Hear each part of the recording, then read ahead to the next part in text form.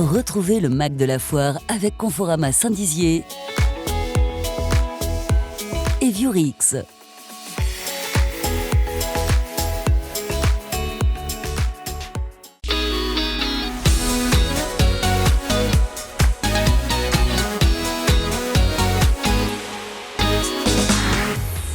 Bonjour à tous, bienvenue pour le Mac de la Foire, le dernier Mac de la Foire de cette Foire Expo de Saint-Dizier, lundi 26 mai. Nous sommes en direct ici. Bonjour Clémentine. Bonjour Antoine, ravi de te retrouver. Effectivement, tu l'as dit, c'est le dernier après 4 jours intensifs. On termine aujourd'hui. Et au sommaire aujourd'hui de ce dernier Mac de la Foire, retour sur les temps forts justement avec Sébastien Gray, vice-président de l'Union des commerçants Braga, et Cyril Marchand, son président. Ensemble, ils dresseront un bilan de ces 4 jours entre fréquentation, ambiance. On en revient dans un instant. Rencontre avec vous, Pierre-Jean Jalençon, collectionneur et entrepreneur français, figure médiatique au franc-parler, on le sait, vous arpentez les allées aujourd'hui, une personnalité haute en couleur à découvrir dans un instant.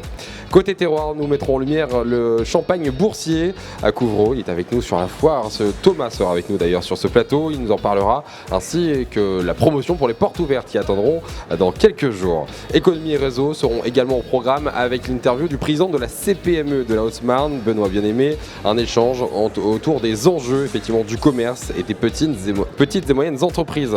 Et immersion toujours bien sûr dans ce Mac de la Foire avec le village des artisans. Léo Martin sera avec nous. On commence tout de suite avec vous, Pierre-Jean Jalençon. Merci d'être avec nous. Merci à vous. Alors pour ceux qui ne vous connaissent pas encore, même si vous êtes quand même bien connu, vous avez un style flamboyant, on le voit. Vous êtes passionné par les objets historiques et vous avez surtout été acheteur dans l'émission Affaires conclues. La foire pour vous, c'est un endroit que vous appréciez particulièrement. Qu'est-ce qui vous plaît dans ces univers comme les foires, les salons ? Alors c'est ce que je disais ce matin quand je suis venu, j'adore faire les foires. J'en ai fait pas mal ces dernières années, moins en ce moment parce que c'est un peu compliqué, j'ai l'impression. Les foires, c'est un peu le poumon de la France. C'est l'économie française et ce sont des entreprises françaises qui travaillent à l'exportation à l'international et ce sont le Made in France. Et il faut aider toutes nos entreprises et je tiens à féliciter les organisateurs de ce salon que je ne connaissais pas il y a quelques instants, mais ils sont fantastiques. Parce que sans eux, cette foire avait été arrêtée il y a 6 ans à cause du Covid. Enfin, vous savez, le Covid, il a bon dos aussi. Hein. Il a duré 2 ans, le Covid. Et donc, il a fallu attendre 6 ans, 4 ans après le Covid. Et aujourd'hui, les entreprises françaises, elles ont des salariés, elles ont un chiffre d'affaires à faire, et elles se foutent qu'il y a du Covid, il n'y a pas le Covid. Elles ont des impôts, des charges, des salariés, et elles doivent produire.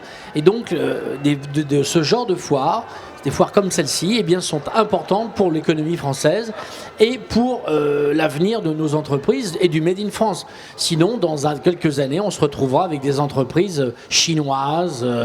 Vous voyez ce que je veux dire ? Enfin bon, et donc c'est plus possible. Donc je suis ravi qu'il y ait une foire comme celle-ci. Voilà, c'est très important et je suis assez impressionné par l'association des commerçants qui ont quand même, qui sont partis de rien, quoi. Je veux dire, et là, on m'a dit, quand je suis arrivé, on m'a dit qu'il y avait plus de 15 000 personnes qui étaient venues en 3 jours, mais c'est énorme. On va en parler, on va faire le bilan dans un instant avec les organisateurs. Mais justement, en fait, votre message, c'est souvent Made in France, hein, c'est ça, c'est ici. Made in France. Je suis pour le Made in France. Je suis un peu comme mon ami Yves Gégaud, qui est l'ancien maire de Montreux, qui est président du Made in France, qui a le salon du Made in France à Paris. Ce qu'avait dit d'ailleurs le président de la République, le président Macron, que je soutiens par rapport à tout ça, parce qu'il a raison. Les entreprises françaises sont performantes, on a un vrai plus et c'est très important. On est dans une région de Champagne. Le Champagne est connu à travers le monde, mais il y a plein d'autres entreprises ici que j'ai vues qui ont leur particularité et c'est très important. Le champagne aussi, on en reparle dans un instant justement avec le champagne boursier sur ce plateau. Très bon champagne. Une petite question justement, vous êtes souvent associé au style un peu Napoléon. Au-delà du collectionneur que vous êtes, parce que j'imagine que c'est les brocantes, les brocantes vous préférez peut-être d'ailleurs que les foires peut-être. Oui, j'aime bien les brocantes. Qui êtes-vous finalement, Pierre-Jean Jalençon aujourd'hui ? Comment vous présentez ? Justement, je ne sais plus comment me présenter. Je pense que je suis un défenseur de la patrie, un défenseur du patrimoine. Le patrimoine, la culture, c'est important. Et à la différence de monsieur Mathieu Kassovitz, qui d'ailleurs n'est pas vraiment français puisqu'il vient de Hongrie, je crois, donc qui ferme sa gueule. Mais non, mais c'est bon. Et c'est vrai que je suis quelqu'un qui aime la France, qui aime son histoire. Moi, je suis originaire de la Marne, de la Champagne. Mon grand-père était maire avec Tétinger à Reims, au camp de Châlons à Mourmelon. Je connais bien la région, c'est une région fantastique. Il faut aider notre pays, notre culture et notre patrimoine. C'est très important. Donc je suis une sorte de représentant de la culture française. Si je suis le dernier des Mohicans. Justement, vous êtes aussi collectionneur, vous aimez bien les beaux objets, on le voit à vos doigts. Pour vous, est-ce que c'est des choses... bracelets. Exactement. Est-ce que c'est des choses qui se perdent, ça, avec l'avancée technologique, etc. Est-ce qu'on peut encore être collectionneur aujourd'hui d'objets Je pense anciens? que malheureusement non, il y aura de moins en moins de collectionneurs, la collection se perd. En même temps, la mission Affaires conclues dont vous avez parlé a redonné un coup de boost de la brocante et a permis à des millions de Français ou de Belges, enfin de francophones, de redécouvrir la brocante, de jeunes. Et là, à la brocante, on peut acheter des objets à 5 euros, 4 euros, 10 euros et on est content. Donc ça, c'est très très bien. Mais les collections comme j'ai moi constituées, je suis un des derniers des Mohicans. D'ailleurs, j'ai décidé, je vais m'en séparer d'une grosse partie fin juin. Lesquels, par exemple? Je vends le trône de Napoléon, la bague du sacre, un certain nombre d'objets, la table de toilette de Joséphine. D'où le bientôt plus. Oui, parce que vous savez, moi j'ai 55 ans, je sais bien, je suis jeune, je ne le fais pas. Mais j'ai commencé à 14 ans, ça fait 40 ans que je collectionne, j'en ai marre. Vous en avez marre? J'ai envie de profiter de la vie, j'ai envie de manger. Là, vous voyez, j'arrive de Hong Kong, je repars à New York la semaine prochaine. À fin de semaine, je suis à Rome. Il y a 15 jours, j'étais au Cameroun. 3 semaines, j'étais à Bali, en Thaïlande. J'arrête pas. Et je veux bouger, je veux vivre. La vie, c'est pas d'avoir des vieux objets, ça va, c'est bon. Et justement, ces vieux objets, parce que vous y teniez, vous nous dites, je suis défenseur de la patrie, mais vous en avez marre de collectionner les objets de la patrie. Oui, mais que ça va ensemble? Je suis un collectionneur déçu, c'est-à-dire que j'ai collectionné pendant presque 40 ans et à part avoir des bâtons dans les roues de l'État ou des contrôles fiscaux, c'est tout ce qu'on m'a envoyé. Donc mais moi, je suis une personnalité, mais ça ne m'empêchera pas d'aimer de conserver des objets ou de manger français ou d'avoir des couverts en argent. Vous voyez ce que je veux dire? Moi là, c'est une question personnelle. C'est parce que la collection est valorisée à beaucoup, beaucoup d'argent et que j'ai envie de récupérer mon argent et d'en profiter. Parce que j'ai 55 ans et j'ai pas d'enfants, pas de famille. Je veux vivre. Un tournant dans votre vie. C'est un tour à 55 balais, toi vous êtes jeunes tous les deux là. Mais à 55 ans tu te dis là si tu fais rien t'es mal barré quoi. Justement, vous faites d'autres choses puisque vous êtes, on l'a dit, collectionneur. Vous vagabondez un petit peu partout, j'ai l'impression. Quels sont un peu les projets que vous avez actuellement? Alors mon projet premier, c'est de partir à Rome. Je vais aller vivre à Rome. Je suis très heureux d'aller vivre à Rome, carrément. À Rome. Ouais. C'est une ville impériale, c'est une ville napoléonienne. D'ailleurs, la moitié de la famille de Napoléon est enterrée là-bas. Il y a un musée Napoléon, donc je serai un peu comme chez moi. Ça, c'est mon premier projet. Et mon second projet, j'aimerais, pour la fin de l'année, au début de l'année prochaine, faire un one-man show un petit peu, aller dans toutes les villes de France et de Navarre, et faire un one-man show sur l'histoire de Napoléon et les 5 dernières années de l'histoire de notre pays. Un an avant les élections présidentielles, je pense qu'un peu de Thierry Leluron, de Coluche ou de Desproges ne feront pas de mal à la France. Vous vouliez vulgariser un petit peu l'histoire, finalement, la transmettre? Voilà, je voudrais vulgariser l'histoire, donner des petits coups de pique à droite à gauche à nos chers politiques, et puis faire marrer les gens. Voilà. Après, j'ai aussi ce projet d'émission de télé que je pourrais reproposer à Delphine Ernotte sur France Télévisions, d'une émission qui serait un peu ce que faisait Pascal Sevran il y a 25 ans, la chanson. Ça s'appellerait Chalençon en chanson. Une émission dans un théâtre 4 fois par semaine où on accueillerait des jeunes chanteurs, des jeunes danseurs, des danseuses, des comédiens, des humoristes. Et vous l'avez déjà proposé comme ça à France Télévisions du coup? Bon là, j'attendais le renouvellement de Delphine et donc là je fait depuis une semaine effectivement. Voilà, tout à fait. Ouais. Et donc j'ai contacté déjà les équipes et pour la rencontrer dans les semaines à venir. Comment vous vivez votre liberté de ton comme ça aujourd'hui, liberté aussi d'image qui est quand même assez singulière hein. Surtout en ce moment. Comment vous la vivez aujourd'hui dans ce paysage, même dans le paysage médiatique, mais aussi dans votre quotidien? Écoutez, je suis toujours très ému des gens qui ne me connaissent pas et qui m'interpellent dans la foire, là aujourd'hui, ou dans le train pour venir, et qui me disent merci, ne changez rien, restez comme vous êtes, ça fait du bien. Mais je pourrais pas me changer, je suis comme je suis. Alors on m'a beaucoup, à un moment on m'avait privé mon téléphone parce qu'il fallait plus que je tweete. Mais je tweete moins, mais je tweete comme plus, voilà. Mais je fais attention, mais quand ça sort, ça doit sortir. C'est votre franc-parler qui vous guide. Oui, mais je pense que c'est ça qui fait ma popularité aujourd'hui. Et je suis quelqu'un de consensuel parce que je suis pas. Les gens des fois disent oh Chalençon il est à droite, mais non je suis pas à droite. Moi je suis un homme du centre. Je suis un homme du centre. Et centre droit, centre extrême gauche. Droite, hein. On entend plutôt même encore plus à droite. Oui, un truc de dingue. Oui, enfin extrême droite. Alors ça c'est les gauchistes qui disent ça parce que l'extrême droite n'existe pas en France. Hein. L'extrême gauche existe, mais pas l'extrême droite. Si on sort du question politique, si vous étiez un objet de collection aujourd'hui, lequel seriez-vous? Un objet de collection. Un bidet. Un bidet. Pourquoi un bidet? Parce que c'est très précieux et on y prend soin. Et ça se nettoie souvent. Ouais, Je suis quelqu'un qui prend 3 fois par jour des douches. Ah. Voire 4 fois quand il fait chaud. Les écolos vont pas vous aimer alors. Ça, on m'en fout. Justement, quel était un petit peu votre but en venant sur cette foire? C'était de vous montrer, de représenter la région, de parler de Made in France, de parler avec votre franc-parler justement? J'étais très content, c'est ce que j'ai dit à mes amis qui m'ont invité, qui m'ont demandé de venir. J'étais très content de venir voir les artisans. Je suis passionné d'artisanat. Toutes ces entreprises françaises qui sont pour la plupart des PME, des petites entreprises qui ont besoin de vivre et de se faire connaître. Et ça me fait plaisir. Je suis vraiment, ça me passionne. J'étais ravi ce matin, je me suis levé tôt, mais de bon pied. Et c'est vrai que j'aime ça. C'est la culture française, c'est le patrimoine français. Est-ce qu'aujourd'hui vous avez prévu de faire un tour sur chaque stand, je crois, pour rencontrer les entrepreneurs? Oui, j'en ai déjà vu un certain nombre et je trouve ça fantastique. Il y en a, j'ai vu le vin du Tsar, il y a un monsieur qui vend du vin. Oui. J'ai rencontré un monsieur qui vend du bois, des bûches de bois pour allumer le feu. Ça fait 80 ans qu'ils ont une entreprise de bois ici, dans la région.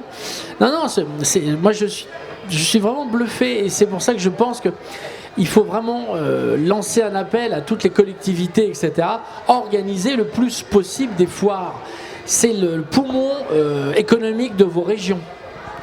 Bon, ces foires qui fonctionnent effectivement avec toute cette économie, on l'a dit, ces petites et moyennes entreprises présentes ici sur cette foire, mais cette foire aussi marche aussi avec des animations. Alors, j'ai envie de dire, vous êtes un peu une animation quand même aujourd'hui, mais il y a d'autres animations présentes tous les jours à cette foire expo. On en parle justement avec Léo Martin, un journaliste qui nous rejoint pour en parler une animation qu'il a testée, je crois. Exactement. Bonjour mon cher Léo. Bonjour. J'ai bien connu ton grand-père, Jacques. C'est sûr même. Alors justement, si tu as fait l'école des fans. Absolument. Je ne suis pas sûre qu'au niveau chant, Léo soit très calé, mais si vous avez fait le tour un petit peu de la foire, justement, vous avez dû le voir, Pierre-Jean Chalençon, ce manège, l'usine, qui fait un certain mètre de haut, c'est un monstre de métal. Il est connu comme le plus grand palais du rire d'Europe. Alors il nous fallait un cobaye pour tester, donc on est allé chercher Léo, puisqu'il est plus à même de tester que nous. Il a pris des risques avec Célia Richard, c'est ça? C'est ça, tout à fait. En fait, je voulais m'amuser un petit peu. On a fait plein d'activités depuis le début de cette foire, mais je me suis dit on peut pas passer à côté de l'usine. Donc voilà, c'est quand même le manège le plus connu des Bragards de Saint-Dizier. Il a fait la foire de Pâques, on l'a retrouvé. Après l'Himalaya. Après les Bragards, attention, exactement. Oui. Il a fait la foire de Pâques, on l'a retrouvé à la foire expo. C'est un manège qu'on peut pas louper, vraiment il domine cette foire expo. C'est 15 mètres de haut et 6 niveaux de jeux assez différents. Et c'est un dispositif impressionnant à mettre en place. Alors on a une semaine de préparation, donc on a une semaine pour installer tout ça, donc tout se déplie, tout se déplie sur vérin hydraulique. On a 2 pompes hydrauliques sur le manège. On a une télécommande à distance donc, qui se connecte via le Bluetooth. Et on fait avec cette télécommande là pour tout déplier. C'est vrai que c'est assez impressionnant comme ça de tout déplier avec une télécommande. Mais c'est les nouvelles technologies, c'est l'avenir. Alors justement, vous me disiez que vous l'aviez fait, c'est ça? Oui, j'ai fait avant le Covid, avant la guerre, avant Waterloo, j'ai fait la foire du trône avec Christina Cordouba. Et on s'était beaucoup amusé. En plus, elle avait ses talons, elle avait des talons hauts, donc je te dis pas, elle tombait tout le temps. Moi, je me rattrapais à elle. Je crois que d'ailleurs, il y a eu des publications dans toutes les magazines, Point de Vue. On veut les images. Et je crois que Léo, c'était un peu pareil pour toi, c'était compliqué. Avec des talons aiguilles. Alors, sans talons aiguilles, mais en fait, déjà, tout d'abord, c'est Karl, en fait. Voilà, il est assez jeune et il gère tous les manèges de l'usine. C'est lui qui gère tout. En fait, il a une petite cabane minuscule à côté, contrairement aux 15 mètres de haut de l'usine. Il gère 40 haut-parleurs et il appuie seulement sur quelques boutons et vraiment le tour est joué. Et ben alors là, on est dans la pièce du manège, donc on est dans les backstage. Donc là, on a l'écran où on gère absolument tout. Donc là, vous savez, là, tac. Là, j'ai éteint les jeux du manège. Là, c'est les phares, les cabochons, les écrans, les compresseurs. Et là, dans cette petite maison là, je peux gérer absolument tous les jeux un par un du manège, les 150 attractions qui est à l'intérieur. Ok, donc il y a 150 attractions et c'est géré avec les caméras, c'est ça? Ouais, on a toutes les caméras là pour être au plus proche des gens et puis vraiment surveiller un minimum. On a bien évidemment essayé le manège, donc en fait c'est quand même un parcours de 20 à 30 minutes, je pense que vous vous en souvenez un petit peu, avec des endroits un petit peu plus compliqués que d'autres. Il a peut-être duré plus longtemps pour eux, du coup. Oui, c'était épuisant. J'ai perdu 3 kilos. Justement, Karl nous a donné quelques conseils. Il y avait quand même beaucoup de difficultés. J'avais l'habitude de dire que c'est très simple. Là, c'était vraiment pas simple. On vous a compilé les meilleurs moments. Alors ici, donc, c'est une plaque tournante. Les gens peuvent s'amuser en famille ici, jouer avec les petits cymbales, tout en écoutant la musique. Juste ici, vous avez les deux haut-parleurs. C'est assez impressionnant, je trouve, non? Un peu sportif le début du parcours. Ouais, un peu sportif. Un petit peu encore, je vous ai pas fait tout faire. Ouais, donc c'est un toboggan donc en spirale. Les gens descendent dedans, ils ont à peu près 1 minute de descente. Ils sont livrés à eux-mêmes. Faut bien faire attention, ça va vite.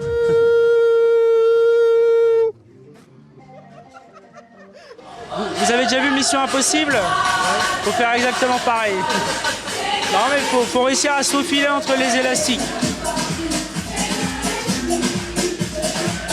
On trouve aussi une exclusivité donc sur l'usine, on a le premier manège à faire ça. On a le choix entre prendre le toboggan ou descendre par des filets juste là. Moi je choisis les filets personnellement, c'est plus sympa. Allez.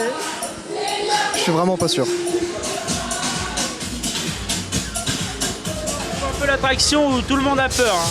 Quand ils voient ça, les deux rotations, ils nous demandent à la caisse de couper instantanément. Alors ouais, c'est quoi la technique comme ça là? La technique, faut y aller comme ça, regardez.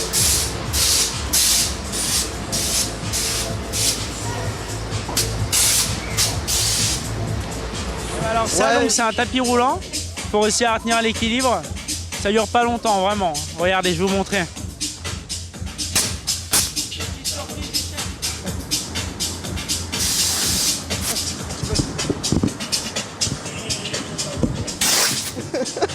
Mon petit bilan, c'était vraiment très sympathique. J'ai été secoué dans tous les sens. Un petit peu de sensations, pas mal de sensations même.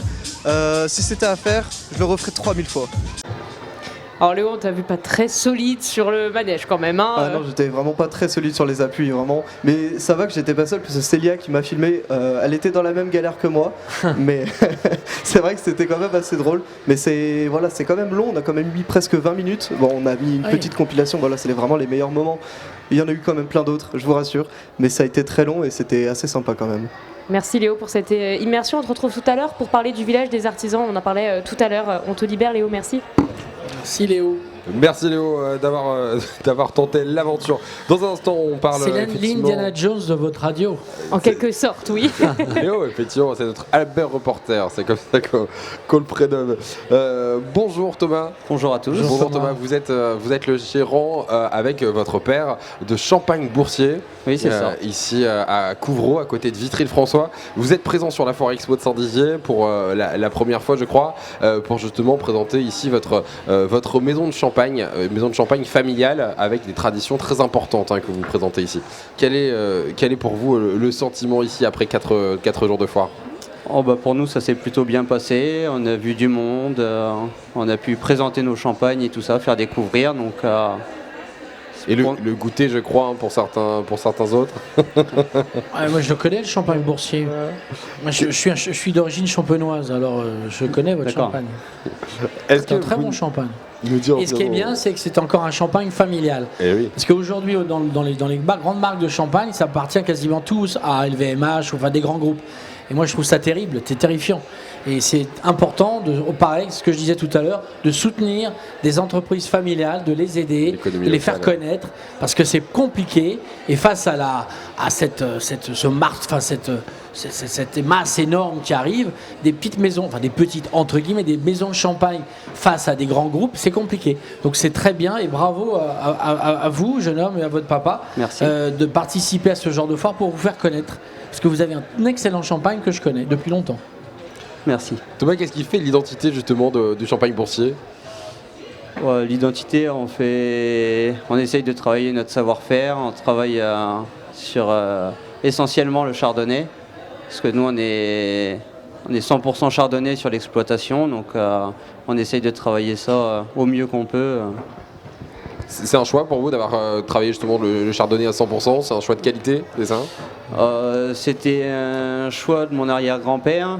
Aujourd'hui, on regrette un petit peu parce qu'on aime, pour faire des assemblages, ça serait mieux d'avoir un petit peu d'autres raisins, mais on arrive à en avoir quand même. Grâce à des coopératives locales notamment, c'est ça ? Oui, c'est ça, grâce à des coopératives où on achète des raisins à d'autres viticulteurs qui ne vinifient pas. Et justement, vous êtes certifié viticulture durable en Champagne et haute valeur environnementale. Ça, c'est aussi quelque chose qui vous tient à cœur. Oui, on n'est pas bio, mais on fait quand même attention à ce qu'on met dans les vignes pour le consommateur et puis aussi pour nous, pour limiter les pollutions quand même. Une entreprise familiale, respectueuse de l'environnement, bien implantée effectivement de génération en génération. On est justement allé directement dans la maison de champagne à Couvreau, à côté de Vitry, pour justement aller prendre quelques images. Exactement, c'est Julien Debrune qui s'est rendu sur place pour vous suivre en plein travail. Ici, un savoir-faire se perpétue depuis plus de 50 ans. Au Champagne Boursier, le travail de la vigne se conjugue avec exigence et passion. Le domaine s'attache à produire des cuvées respectueuses de l'environnement dans le respect des traditions champenoises. On fait une partie en grande culture et puis une partie en viticulture. Et dans la partie viticulture, on trouve différents assemblages de champagne que nous produisons sur place. On est un fort secteur dans les coteaux Vitria chardonnay, donc blanc de blanc. Et c'est notre plus gros secteur d'activité, quoi. Mais au-delà des bouteilles, le Champagne Boursier est avant tout une affaire de famille. Frédéric, gérant de l'entreprise, a entraîné son fils Thomas dans sa passion. Ensemble, ils entretiennent cette vocation commune pour la vigne et le terroir champenois, une transmission entre générations. Il m'a appris plus toute la partie agricole. Il a fait les études agricoles, j'ai fait les études viticoles, donc comme ça complète pas mal la société. C'est pas toujours facile, comme avec un patron. Je pense que des fois en famille c'est plus dur. Ici, le champagne se vit aussi comme une expérience. Le domaine ne se contente pas de produire. Tout au long de l'année, des visiteurs viennent découvrir les caves, déguster les cuvées et participer à des activités au plus près de la vigne. On fait aussi des circuits dans les vignes de découverte avec nos clients ou avec des futurs clients. On fait même des visites de domaine, donc on fait visiter la fabrication du champagne. On commence déjà aussi directement à la vigne via les trottinettes. Ça nous permet de lier plusieurs activités en même temps, quoi. La maison ouvrira prochainement ses portes au public lors de 2 journées portes ouvertes le samedi 31 mai et lundi 1er juin, avec au programme une balade de 10 km dans les vignes.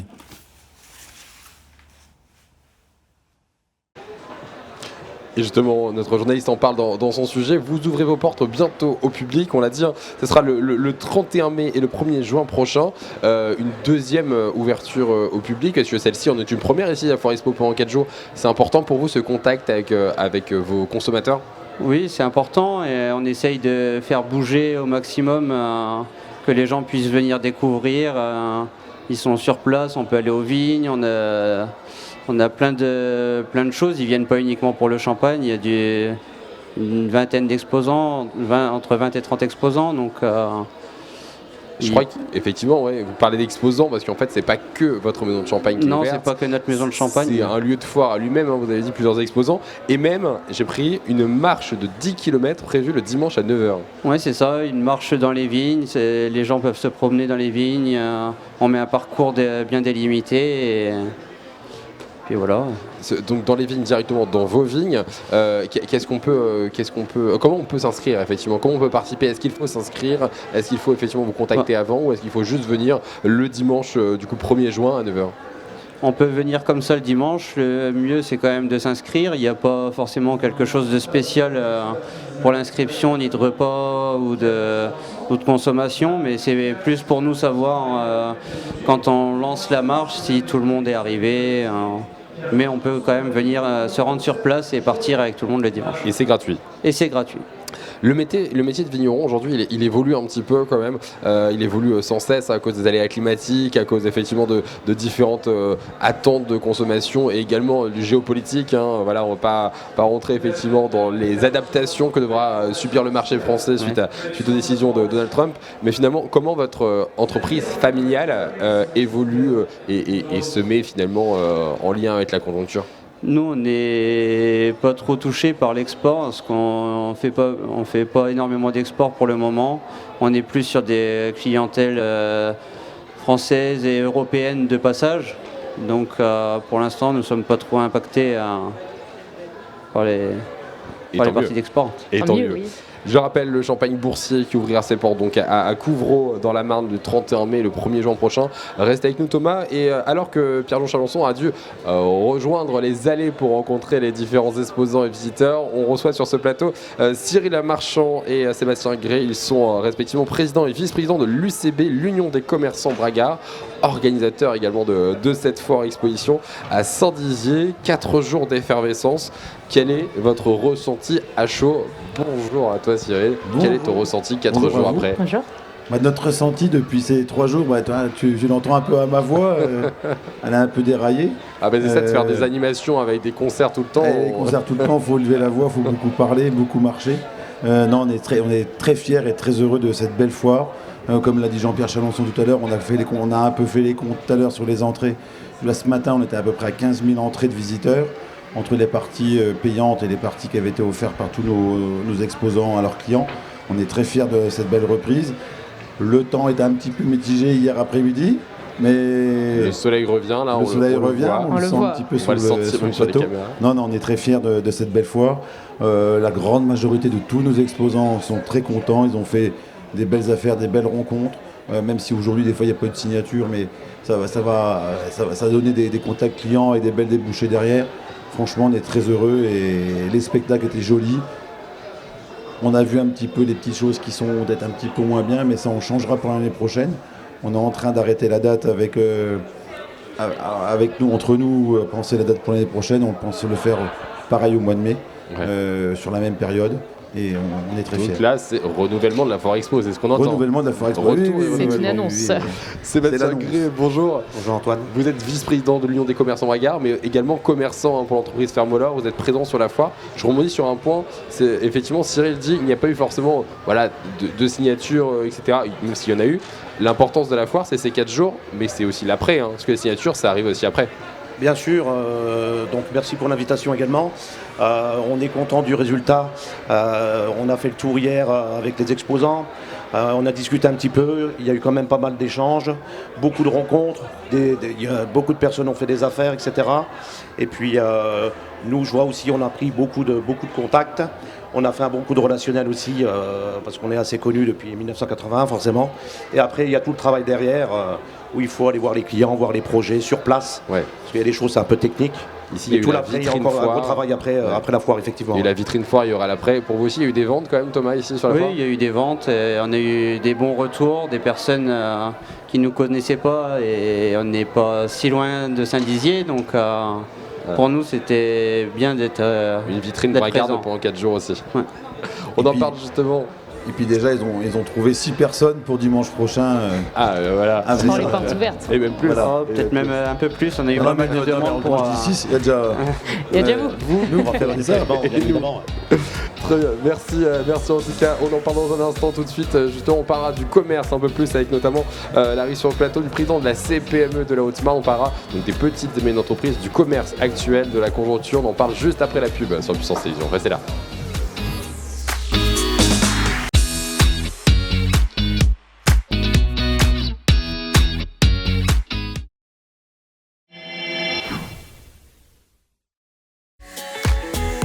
Retrouvez le Mac de la Foire avec Conforama Saint-Dizier et Viorix.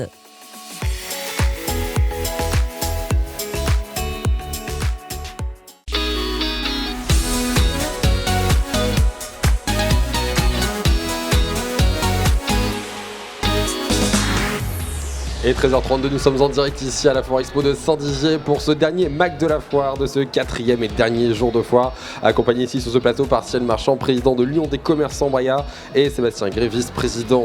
On en parlait à l'instant, effectivement, ici le commerce, 4 jours de foire, une fréquentation, voilà, 15 000 personnes pour l'instant qui sont venues ici sur ce parc du Jard. Je le rappelle, hein, la fermeture de cette foire, c'est à 18h aujourd'hui, encore un peu d'heure hein, pour faire encore sa foire justement. Quel est selon vous le temps fort là, de ces 4 jours de foire ? Le temps fort c'était je crois peut-être samedi après-midi, là, il y avait vraiment une grosse influence avec le beau temps qui était là quand même samedi. La présence des militaires ça a été un grand moment, les gens ont beaucoup aimé la présentation des chiens de la BA 113. Moi je suis monté personnellement dans le camion de pompiers, j'étais assez impressionné par le matériel, je suis monté au volant, franchement tous les petits stands ça a plu beaucoup. Les gros stands comme chez Marle qui a eu beaucoup de beaux contacts, qui étaient très contents, et puis aussi bien la petite vendeuse de petits gâteaux, elle a vendu tout son stock, elle a été travaillée jusqu'à 3h du matin pour renouveler ses gâteaux. Partout ça a marché, l'automobile ils sont super contents, ils ont pris de plein bons contacts sur le stand mobile. Les piscinistes aussi, très bien travaillé. Ça, j'ai l'impression qu'on a bien travaillé parce que tous ceux qu'on a cités à l'instant, que ce soit l'armée, les artisans, l'automobile, les piscinistes, on les a tous reçus sur le plateau. Léo est allé chez eux aussi, hein, parce que les chiens, on s'en souvient bien quand même, sacrée histoire. Hein. Ça a marché, ces animations aussi, donc beaucoup de concerts cette année, beaucoup d'animations. C'était aussi un choix de ce retour de foire, plus d'animations encore qu'en 2019 quand ça s'est arrêté. Bien sûr, on a voulu aussi faire la partie animation parce que c'est ce qui va faire, ça permet de faire venir les gens ils viennent, ils sont contents, voilà. Et j'ai vu des gens hier dans la foule qui m'ont dit on voit des gros engins, ça donne plaisir à rentrer à la foire, et puis les gens sont contents, il y a un très très bon retour, donc moi je suis très satisfait, et je suis content, les gens sont contents, donc nous on est contents. Et un feu d'artifice, je crois, et vous n'y êtes pas pour rien. Ouais, aussi pareil, donc moi je suis toujours un petit peu... j'aime bien être un peu partout, donc on a parlé du feu d'artifice.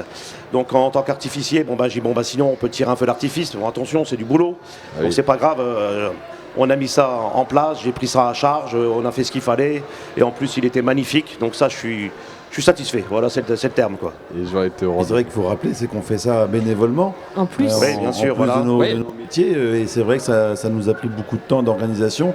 Et hier, on a Xavier Desindes qui a été la compagnie des événements, qui a déjà organisé ici à Saint-Dizier. C'est eux qui organisaient avant l'arrêt. C'est ça, il est venu un peu nous voir, on l'a rencontré, on a fait le tour avec lui. Il a dit franchement les garçons, chapeau, parce que vous n'êtes pas de l'événementiel, vous faites ça comme ça, et vous avez fait vraiment pour une reprise. Il dit vous pouvez être vraiment fiers de vous d'avoir fait une foire de si belle qualité pour des gens qui ne sont pas du tout du métier. Rappelons-le, du coup, l'Union des commerçants Braga, effectivement, c'est une association de commerçants dont, justement, tous les deux, si vous êtes aujourd'hui à l'Union des commerçants, c'est parce que vous avez tous les deux un commerce à côté, une entreprise. C'est comme ça, effectivement, que vous êtes arrivé à recréer cette association qui est revenue là, depuis 3 ans, je crois. Depuis 4 ans maintenant. Depuis 4 ans.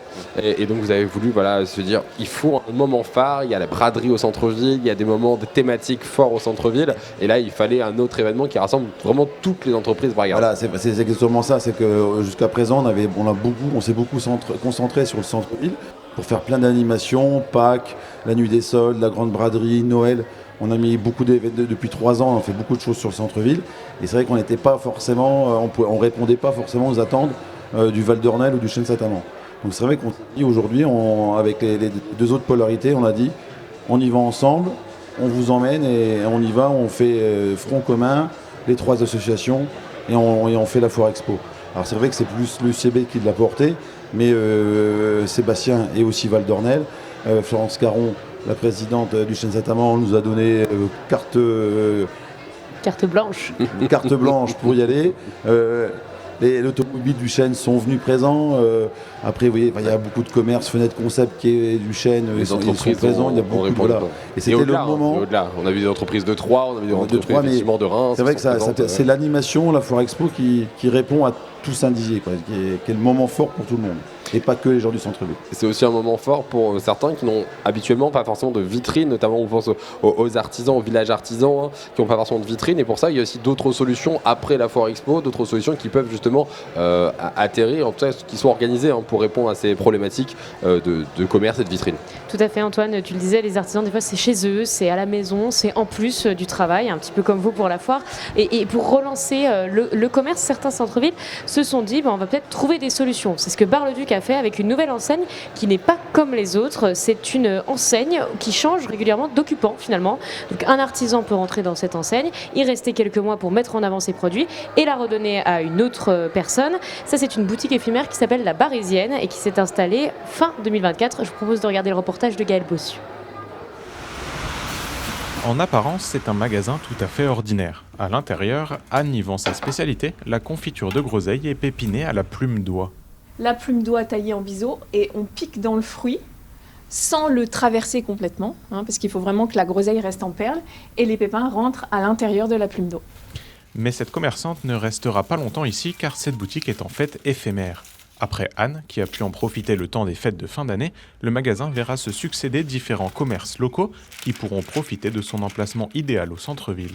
Effectivement, il y a beaucoup de gens qui passent devant la boutique. C'est vraiment en plus vraiment le quartier où il y a un passage énorme à Bar-le-Duc. Donc effectivement, moi, au 35 rue de l'Étoile, c'est que les gens qui viennent me voir, qui arrivent ici parce qu'ils savent qu'ils viennent dans ma boutique. Là, c'est différent parce que c'est vraiment tout le monde qui peut me voir et qui viennent par curiosité voir. Cette cellule de 120 mètres carrés qui accueillait autrefois le magasin Bergère de France a été achetée par la ville pour mettre en place ce roulement de plusieurs porteurs de projets. À la différence de Anne, le but est d'installer ici pendant une année des commerçants qui se lancent pour les aider et les accompagner sur leur début. Quand ils arrivent chez nous, ils sont lauréats, ils ont la certitude de venir dans la boutique et on les accompagne de A à Z. De la création, de la maturation de l'idée jusqu'au déménagement puisque c'est 1 an en boutique. Après, on va les aider à trouver une nouvelle adresse où s'implanter s'ils le souhaitent. Et derrière, on va continuer l'accompagnement comme on le fait toujours avec les porteurs de projets qu'on rencontre. Dans un contexte économique où de nombreuses enseignes ferment, le but d'une telle boutique, baptisée La Barisienne, est encore une fois de dynamiser le centre-ville. On sent que sur le niveau national, quand même, l'aspect économique est assez tendu. Les commerces peuvent pour certains être en difficulté. Nous, notre volonté, c'est de prendre au pied levé ce système-là et de se dire non, c'est maintenant qu'il faut s'occuper du centre-ville, de se dire il y a des locaux qui sont hyper importants, que ça reste ouvert, que pour les autres commerces puissent continuer d'évoluer, il faut que ce commerce vive. Les candidatures restent ouvertes jusqu'à la mi-janvier et le premier commerçant après Anne devrait être installé au printemps prochain. Et on en parlait à l'instant, les artisans ont une place particulière ici et Léo a décidé d'aller faire un tour sur ce village des artisans. Alors il y avait un peu de tout sur ce village, du textile, de la verrerie, de la coutellerie, mais Léo t'as plutôt pensé estomac. J'avais très faim ce matin quand je suis arrivé, donc je vous ai ramené des petites confiseries, voilà, si quelqu'un a faim, vous pouvez les manger. C'est mieux que les frites que tu avais mangées sur le chemin. Et oui, là j'avais encore plus faim en fait pour les frites. Donc en fait voilà, ce matin j'avais un petit peu faim, comme je vous le dis. Donc je suis allé au village des artisans. Donc en fait c'est la petite allée à l'entrée de la Foire Expo. Donc on a visité un stand et ce sont des produits uniquement lorrains. Donc il y a des pâtes de fruits mais pas que. Et ils sont surtout bien connus des bragards. Nous notre spécialité c'est ça. C'est le croquant lorrain. Okay. Donc c'est un base d'œufs montés avec sucre, amandes et sel de Guérande. Ah oui, puis ça c'est une Mirabelle liqueur. Okay. Donc c'est une confiture à la base de Mirabelle avec. C'est le produit phare, c'est la pâte de fruits. C'est la pâte de fruits ? Oui, et ça ils sont consommateurs de ça. Moi j'en fais tous les jours, tous les jours. Mais en tout cas elle est vraiment très bonne. Je me suis dit pourquoi pas aller dans l'exotisme juste après, donc un petit stand à côté, un grand stand à côté, et il y a du poivre et de la vanille de Madagascar, donc en fait tout est directement importé de cette grande île. Alors je me suis demandé quand même comment on choisit une bonne gousse de vanille et comment les distinguer, regardez ça. Celle-ci c'est Ramacetto, c'est du Planifolia, ça c'est un peu plus tard. pour ramasser. 2 mois de décalage. Ça, c'est par exemple celle-ci. Ça, c'est Popona. Vous pouvez ouvrir comme ça. Après, il y a beaucoup de graines à l'intérieur. Comme ça, pour 1 litre de lait. Pour utiliser, parce qu'il est très très fort. Ça, c'est le plus fort et le plus costaud. Ok, donc c'est la meilleure vanille qu'on pourrait goûter potentiellement. Ah oui, c'est ça. Ça s'appelle Popona. Juste à côté, on a retrouvé Tassa qui vient de Bettencourt-la-Ferrée. Quelques personnes, je pense, la connaissent ici. Elle a aussi un petit stand avec des pâtisseries chaque soir, en fait, jusqu'à pas d'heure. Elle fait ses petites pâtisseries qu'elle vend pour la foire expo expressément. Donc en fait, tout est fait maison. Elle fait des cookies, des muffins, du chocolat Dubaï aussi. C'est un petit peu la mode. C'est un petit peu la mode ces derniers temps. Ça lui prend des heures de travail et surtout, c'est une recette assez maison. Je n'ai jamais compté, mais ça représente des heures et des nuits sans sommeil. Parce que je fais ça le soir, souvent, en fin de semaine, puisque je travaille ailleurs, donc c'est un deuxième métier pour l'instant. Vous préparez tous vos ingrédients, la pâte, il faut les laisser prendre au froid pour que ça ne coule pas dans le four quand vous les cuisez. Il y a tout un temps de préparation. En fait, en soi, le temps de préparer la pâte, c'est pas tellement ça, la pâtisserie, c'est le temps d'attente. Pour que le gâteau prenne, pour que la crème fige, etc., les confits. En fait, il faut être patient. Il faut beaucoup de patience pour faire un gâteau.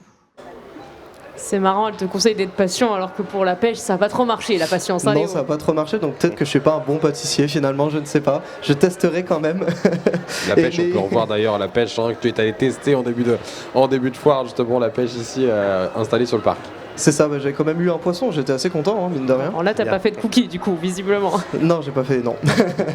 Mais juste à côté, c'est des produits haut-marnais qui sont vendus, des confitures haut-marnaises. Ils viennent de Nobécourt, donc c'est à côté de Joinville. Elle fait des confitures, c'est des confitures assez colorées comme on peut le voir sur les images. Il y a aussi beaucoup de fruits haut-marnais qui sont faits avec. Et elle utilise une petite particularité, c'est le safran. C'est des gâteaux safranés. Le safran, déjà, c'est une épice. Donc, tout le monde croit que ça va sentir, que ça va être fort. Non, c'est pas fort parce que c'est bien dosé. Avant tout, c'est un rehausseur de goût, le safran. Oui, c'est tout simple. C'est des serviettes en papier et puis je décore le dessus de mes pots différemment. Moi, j'adore mon pain d'épices, donc avec le miel de Raphaël. Alors, vous voyez, vous sentez le safran en arrière-goût. C'est vrai que c'est très bon. C'est très très bon. On t'a fait beaucoup de stands, mais tu nous as ramené qu'un petit paquet là pour 5. On va être juste là, Léo. Hein. Bah oui, mais comme je vous avais dit au tout début, j'avais faim, donc j'ai beaucoup mangé. T'as bien mangé, on a vu. Hein. Ah oui, tant qu'à faire, autant en profiter. On a des bons artisans, donc. Tu t'es bien amusé sur la foire, en tout cas, Léo. C'était ta dernière immersion. Qu'est-ce que tu retiens toi de la foire? Qu'est-ce qui t'a le plus plu, peut-être? Ce qui m'a le plus plu, en fait, c'est les activités qui sont toutes aussi différentes les unes que les autres. Donc c'est vrai que je me suis quand même bien amusé. On l'a vu avec l'usine tout à l'heure. Mais c'est quand même bien différent. Enfin, voilà, j'ai fait des voitures, j'ai fait le Jaguar, j'ai fait le Magical Industry Tour. Donc c'est vrai qu'il y a quand même plein de choses différentes à voir dans cette foire. Et donc c'est vrai que c'était assez sympa d'être en immersion un petit peu dans tous ces domaines-là. Merci Léo, et voilà, il a fait un très bon bilan de ce que vous disiez tout à l'heure. Les activités, c'était un petit peu le nerf de la guerre. Merci Léo. Merci à vous. Super, merci. Merci Léo, ces immersions effectivement pendant ces 4 jours. Toutes les immersions sont à retrouver bien sûr sur le site internet puissancetélévision.fr et sur l'application mobile, ainsi que sur les réseaux sociaux, des immersions dans l'artisanat, dans l'automobile, avec l'armée et également à la pêche. Bonjour Benoît Bien-Aimé. Bonjour. Vous avez pris place sur ce plateau, vous êtes le président de la CPME, la confrérie des petites et moyennes entreprises de la Haute-Marne. Oui, c'est ça. Aujourd'hui, effectivement, vous êtes là avec ce regard sur le commerce, sur l'artisanat, sur ces petites et moyennes entreprises présentes ici. C'est quoi votre regard sur cette Foire Expo, ce retour de Foire Expo? Je l'accueille avec grand enthousiasme parce que ça faisait longtemps que ça manquait sur le bassin de Saint-Dizier. On regardait toujours d'un œil jaloux Châlons-Champagne. On disait que toutes les entreprises, toutes les PME, les TPE aimeraient bien avoir une vitrine comme celle de Châlons. Et aujourd'hui, on peut dire que c'est le cas. J'ai appris qu'elle était renouvelée, donc tant mieux. Voilà. Des bonnes nouvelles sur ce plateau. Ouais. Et non, honnêtement, c'est une bonne nouvelle pour les TPE et PME. Ici justement cet accompagnement, au contraire, cette foire expo est présente ici, la CPME fait un accompagnement de ces entreprises et les incite finalement aussi à être présente ici. Vous êtes présent aujourd'hui pour ce dernier jour de foire pour aussi montrer aux commerçants que la CPME existe et peut les accompagner tout au long de l'année. Oui, on est là pour montrer qu'on est là pour les accompagner dans les différentes aventures qu'ils peuvent avoir, aussi bien au niveau juridique, au niveau commercial, éventuellement apporter des personnes qui sont potes de Saint-Dizier et qui viennent sur Saint-Dizier, je pense notamment à Caravenu, où on a eu un contact en amont de la foire et on a essayé de les faire venir sur Saint-Dizier. Alors il y a eu des pourparlers, ça fait longtemps que je ne l'ai pas vu, je ne sais pas où ça en est, mais c'est aussi notre rôle de promouvoir des entreprises qui sont déjà installées dans le département et qui aimeraient s'installer dans une autre partie du département. Ici sur la foire, on a aussi parlé d'autres options, notamment la formation, la reprise d'entreprise. Ça, c'est aussi des actions sur lesquelles la CPME intervient, investit auprès des entreprises. Oui, parce qu'en fait, au niveau de la CPME, on organise régulièrement des événements sur lesquels on apporte des informations qu'un chef d'entreprise qui est souvent isolé ne pourrait pas avoir. Et donc, à travers ces événements-là, on leur apporte des formations sur la reprise, ou alors, par exemple, céder son entreprise, ça personne n'y pense, mais c'est un gros morceau de la vie d'un chef d'entreprise. Dernièrement, c'était sur la qualité de vie au travail. On a eu sur la cybersécurité. Donc tout ça, c'est des éléments que les chefs d'entreprise, on est assez isolés en fait quand on est chef d'entreprise, vous n'allez pas me contredire, on n'a pas le temps de s'occuper de ça et donc on a toujours besoin de quelqu'un qui nous mette le pied à l'étrier pour s'y intéresser un peu plus, quoi. Ici, vous aussi, pour organisateur de la foire, c'est important de savoir qu'il y a des acteurs comme la CPME, comme le MEDEF qui peuvent vous accompagner, vous aussi, à monter cette foire expo. Oui, tout à fait. On s'est rencontrés plusieurs fois sur le sujet avec Nicolas Boulomier ou aussi bien Papazouglou, le président de la Chambre de commerce. Ils sont venus plusieurs fois à mon restaurant. On prend toujours de ce petit moment pour faire un peu le point de la situation. Effectivement, Caravenu, ils sont venus de Chaumont, donc on était aussi contents qu'ils puissent venir avec beaucoup de véhicules. C'est toute une logistique. Et c'est vrai que l'accompagnement des entreprises est aussi un moment important pour le chef d'entreprise. Souvent, on est un peu isolé, comme tu dis. Il y a des choses qu'on ne pense pas et faire partie aussi d'une fédération, ça aide des fois sur des questionnements qu'on peut avoir. Des fois on est tellement la tête dans le guidon et c'est ça aussi des fois l'association des commerçants Bragard, il y a des moments de convivialité, d'amitié entre nous commerçants, on discute ensemble, des fois on a les mêmes problématiques et on ne le sait pas alors qu'on est dans deux domaines différents et ça permet aussi des fois de mettre un peu à plat les choses et de discuter entre nous, de trouver des solutions. Et c'est ça aussi le rôle d'une association, aussi bien que d'une fédération comme la CPME. Aujourd'hui, le commerce de centre-ville, on a dit qu'il était quand même un petit peu en souffrance, en tout cas sur la fin d'année passée. Là, on en parlait un petit peu en antenne, mais on peut le dire, ça a l'air d'aller un peu mieux. En tout cas, à Saint-Dizier, les vitrines sont en train de revenir, des commerces s'installent. Quelle est aujourd'hui votre vision justement sur ce commerce de centre-ville ? Mais je pense que la politique de la ville est bonne. Effectivement, j'ai entendu dernièrement des échos sur des cellules qui étaient vides, qui avaient trouvé preneur, donc c'est une bonne nouvelle. Après, il faut les accompagner. Il ne faut pas simplement leur présenter un local, mais il faut les accompagner dans les démarches. Et même une fois ouverts, il faut les suivre, il faut les accompagner. Je pense notamment à Déborah qui a ouvert sa lutherie. C'est la ville qui l'a aidé à trouver son local. Ils ont l'air de faire un suivi, donc c'est ce qu'il faut en fait aujourd'hui pour que les commerçants puissent rester au centre-ville. La transition est toute trouvée finalement, cette solution, on en parlait. En fait, c'est un plan de commerce de relance du centre-ville qui a été lancé par la ville de Saint-Dizier. Et j'avais fait un point en janvier 2024, j'étais allée rencontrer Rachel Blanc, adjointe au commerce, qui m'avait dit il y a trop de locaux vacants dans le centre-ville de Saint-Dizier, il faut qu'on trouve une solution. Et donc la solution a été trouvée et visiblement ça se remplit un petit peu plus. Je vous laisse regarder ce point que j'avais fait avec elle il y a un an. Dans le centre-ville de Saint-Dizier, de nombreuses vitrines commerciales arborent ce panneau « À louer ». Depuis plusieurs années, les commerces de la rue Gambetta, de la rue Émile Giraud ou encore de la rue du Docteur Mougeot ferment les uns après les autres.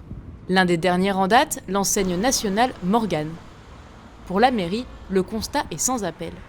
À Saint-Dizier, il y a pas mal de locaux vacants. En fait, comme vous le savez, dans toutes les villes de France, qu'elles soient des métropoles ou des villes moyennes, effectivement, on sent qu'après la crise sanitaire, il y a eu un effet mécanique incroyable sur le commerce et le comportement des consommateurs a changé, moyennant quoi, notamment dans le prêt-à-porter, pas mal de cellules commerciales ont été rendues vacantes. Alors pour lutter contre ce manque de commerce dans le centre, la ville de Saint-Dizier a décidé d'agir et de lancer un plan économique visant les propriétaires mais aussi les porteurs de projets. Notre objectif, c'est de faire en sorte qu'il y ait le minimum de cellules commerciales qui soient vides dans la rue là, dans les autres rues du centre-ville de Saint-Dizier. Pour ça, on va donner des aides très significatives aux commerçants qui veulent s'installer et aux propriétaires qui veulent s'installer. Et je le dis, je leur dis aux propriétaires et aux commerçants, venez nous voir, les aides sont réelles. Des aides à l'installation seront mises en place, 25% de soutien économique sera proposé aux nouveaux commerçants pour payer ses équipements ou encore sa devanture. Mais aussi 25% d'aide aux travaux d'amélioration pour les propriétaires. En contrepartie, ils seront incités à aligner leurs prix de location sur le marché. La ville souhaite également en finir avec les locaux vacants depuis plus de 2 ans. Une taxe de 20% sur la valeur locative du bien sera appliquée la première année, 30% la deuxième année et 40% la troisième année. Ces nouvelles mesures sont en cours de finalisation et devraient entrer en vigueur début 2024. Et on le voit ici, ce reportage réalisé en 2024, il y a un peu plus d'1 an finalement. Aujourd'hui, on se dit qu'1 an après, c'est marrant parce qu'on voit des vitrines qui aujourd'hui sont occupées et qui ont été totalement rénovées. Hein. Exactement, des vitrines qui ont été rénovées. Je pense par exemple à Arcadia qui vient de s'installer, je pense à d'autres vitrines qui sont de nouveau en travaux, les personnes ne sont pas encore installées dedans. Qu'est-ce que ça vous fait, vous, peut-être, de revoir ce centre-ville, les Bragards, avec un peu plus de commerce ? C'est important pour l'économie, pour le secteur de Saint-Dizier. Voir des cellules villes, c'est pas rigolo.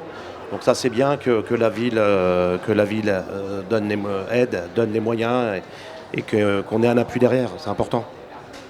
C'est vrai qu'aujourd'hui, un centre-ville attractif, ça redynamise la ville, ça donne les gens sont contents, ils reviennent en ville. Le but du jeu, c'est de faire revenir. Effectivement, un centre-ville où il n'y a plus de commerce, on se dit que c'est un centre-ville qui est mort, mais on le comprend aussi, ça donne pas envie. Et c'est qu'aujourd'hui, quand tu vois les cellules refaites, il y a Arcada qui vient de rouvrir, qui est tout juste, il y a un projet de bijouterie qui va arriver, il y a 2 autres commerces qui devraient remplacer dans Burton. Donc c'est vrai que là d'un coup, ça va rechanger. La rue Gambetta, elle est quasiment maintenant recomplète. Presque plus de vacances dans la rue Gambetta. Rue Mougeot, il y a le début de la rue qui est un peu plus libre. Mais il y a l'imprimerie de Vassy qui vient de s'installer à la place de la Belle Époque. Donc c'est une vitrine qui revient. Donc, ça revient, il y a des projets en cours qui sont là. Et la ville, c'est vrai que de leur part, c'est quand même. Ils les ont accompagnés et ça se passe bien. Vous avez un scoop à nous donner en tant que président de l'Union des commerçants d'enseignes qui pourraient s'installer au centre-ville prochainement ? Je ne veux pas dire oui, je connais les noms, mais je ne peux pas vous dire. Mais voilà. Il faut venir ici sur la foire pour dénicher ce nom, objectif du jour. En tout cas, quel message vous donneriez aujourd'hui à un entrepreneur qui veut se lancer, un commerçant qui veut se lancer et venir créer son entreprise ici sur le bassin ? Est-ce que vous avez un message aujourd'hui à adresser ? C'est de ne pas hésiter à venir nous rencontrer parce qu'on peut être un appui, que ce soit l'Union des commerçants ou la CPME. On peut être un appui pour l'installation. On a des contacts réguliers avec la pépinière d'entreprise, on a des contacts réguliers avec la ville, avec la préfecture, avec toutes les institutions. Donc automatiquement, des fois, on a peut-être un peu plus d'informations. Et les jeunes, les jeunes ou les moins jeunes, ont tendance à pas aller chercher l'info où il faut en fait, et de pas oser aller la chercher. Et donc nous, on peut être un relais de ça en fait. Ça peut faire peur. En même temps, je me dis à la place d'une entreprise qui se crée, ça peut faire peur de se dire il faut aller voir des institutions. C'est un peu des choses qui sont un peu trop lisses, trop opaques. Oui, mais nous on le fait de bon enfant. On le fait de façon de bon enfant. On a le sourire, hein, vous inquiétez pas. Mais non, après il faut l'aborder d'une certaine façon pour que dédramatiser la chose, quoi. Et c'est important d'aller rencontrer aussi des pairs parce que je sais pas moi, une installation d'une boutique, aller voir le commerçant d'à côté, voir un peu comment ça se passe, comment il a procédé, et dans les échanges qu'on peut avoir dans les réunions d'union de commerçants ou autres, justement on a des personnes comme ça qui peuvent même à la rigueur servir de mentorat. Alors je m'avance peut-être, mais nous c'est notre cas, c'est-à-dire que si demain quelqu'un a besoin d'un mentorat, il vient à la CPME, on va lui attribuer quelqu'un qui est à peu près dans le même domaine que lui pour lui donner le pied à l'étrier et l'accompagner sur les aides possibles pour l'installation ou tout simplement pour l'ouverture de sa boutique ou de la recherche d'un local. Ouais, que les difficultés de quelqu'un qui les a surmontées puissent être bénéfiques pour quelqu'un d'autre et effectivement que les conclusions, la solution puisse servir effectivement. Tout à fait. Je crois que c'est un peu comme ça que ça se passe aussi pour vous, hein, pour l'Union des commerçants Bragards, vous partagez entre vous les bonnes pratiques. Oui, c'est exactement ça, effectivement. Et puis Saint-Dizier, avec la nouvelle manager de commerce qui est arrivée, bon, là ils sont en train de... Elle est repartie, elle était tombée malade et on va en avoir une prochainement. Mais c'est ça qui fait, c'est accompagner les nouveaux commerçants qui arrivent sur place, qui ne connaissent pas toujours la ville, parce que des fois c'est des gens qui viennent de l'extérieur. Et les accompagner, il y a aussi des conseils juridiques aussi de la part de la CPME qui sont aussi importants, parce que être jeune chef d'entreprise, c'est pas facile tous les jours. Hein, et puis on se sent des fois dans une idée préconçue. Et c'est vrai que des fois en écoutant les autres commerçants, c'est vrai, ils ont fait comme ça, pourquoi pas faire ça, et ça accompagne et ça rassure, je trouve. Parce que ça, c'est des fois l'isolation. On disait tout à l'heure, quand les gens se sentent seuls, des fois tu peux vite baisser les bras. Alors qu'en fait, des fois, c'est qu'un petit passage à passer. Et si tu es soutenu par les autres, ça donne l'envie aussi. En tout cas, en ce moment, ça a l'air de fonctionner. On l'a dit, hein, ces vitrines du centre-ville qui se remplissent de plus en plus. C'est un peu le poumon de la ville, hein, en fait. Même la vitrine de la ville, quand on a eu un centre-ville qui est plein, c'est quand même très intéressant. Avec la crise financière, avec l'Ukraine, ça a beaucoup... Les métiers de l'habillement ont beaucoup pâli de ça. C'était très compliqué pour eux. Oui. Ça a l'air de revenir un petit peu, mais on sait très bien que pendant au moins encore 2-3 ans, ça va être compliqué dans l'habillement. Alors qu'aujourd'hui, c'est plutôt les métiers de la bouche, les métiers de bouche qui sont en force, les restaurants, les bars, les salons de thé, qui sont les petits moteurs. Les gens aujourd'hui veulent se faire plaisir comme ça. Actuellement, l'habillement est un petit peu en pâtit actuellement. Mais ça va revenir, mais il faut passer le cap, quoi. La Foire Expo, en tout cas, on termine sur ce mot de la fin. La Foire Expo qui s'est tenue ici pendant 4 jours, ici au Parc du Jardin de Saint-Dizier. Une Foire Expo organisée par l'Union des commerçants Braga avec beaucoup de partenaires, la ville de Saint-Dizier, l'agglomération et de nombreux autres. 130 exposants présents ici, plus de 15 000 visiteurs, des animations à n'en plus finir. Bon, cette Foire Expo, on peut le dire quand même, c'est un bon retour quand même si on regarde ce mot de la fin. Exactement, Antoine, donc c'est déjà la fin. Pendant 4 jours, nous aussi, on était là, on était en direct, on a suivi les coulisses, les animations et on a été en immersion sur de nombreux stands. On clôture aujourd'hui, vous pourrez retrouver ce soir le journal et cette fois-ci on retourne dans le studio de Puissance Télévision. Le journal est à 19h en direct. Et oui, on lâche effectivement ce studio installé ici provisoirement pour retrouver notre studio habituel. 19h le journal, suivi effectivement de l'infosport présenté par Gaël Bossu. On reviendra sur l'actualité sportive du week-end et retour effectivement aux émissions habituelles. Le Mag de la Foire pour nous c'est terminé. Merci beaucoup d'avoir été avec nous. Merci de votre organisation, merci de votre soutien. On se donne rendez-vous très bientôt sur Puissance Télévision pour la suite effectivement des temps forts. À très bientôt. Bye bye.